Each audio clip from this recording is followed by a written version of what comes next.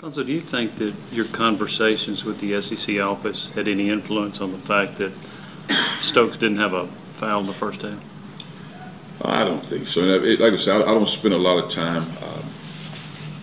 Even when I first started coaching, I couldn't tell you probably 6 officials' names, and only from the standpoint I didn't get caught up in how guys are officiating games. I knew going into games those guys did everything in their power to officiate a game, and I never thought, I still don't think to this day that an official goes out and says, "Well, I'm going to make these certain calls for this team to lose the game."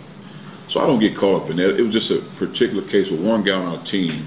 And before I finish this, like I told our guys at the end of the game, Marshall Henderson had, I think, 28 points. We had 21 turnovers. We missed key free throws. That's the ball game.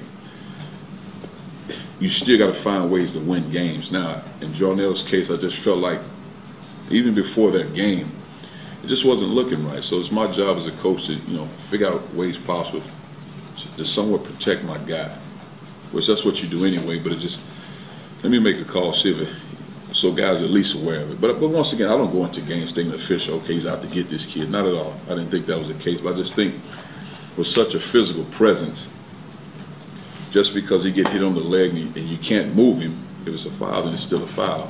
He's a physical guy. Whether he's 5'5", 6'10", a foul's a foul. Do you think that he was playing real timid because he was getting fouls early and he was trying to avoid getting into foul trouble? Do you think that affected the way he was playing? I think that was part of it. I also think the case when he's on offense, being aggressive and not worrying about whether or not he missed free throws, one of those, I think a combination of both. I thought there were times in games where he wasn't as aggressive in attacking. Now when he is being aggressive in attacking, now he's not getting the calls, and it's a little bit different. Yeah.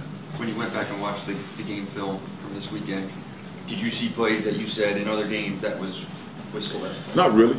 Not really. I just thought, because even in this game, I'll go to the test of time thinking, man, our guys got fouled every time down. Just because I thought in the Ole Miss game, maybe Jordan got fouled on one. I watched on film, he went up, tip.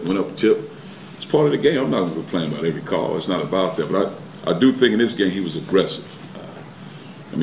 We had, I think, 3 fouls in the first half. Maybe 4 they had 7. So I just think that's the way the game is played. But if it's played on both, however you're going to officiate the game is on both ends of the floor, then that's fine. That's the way the game is played, and we make the adjustments.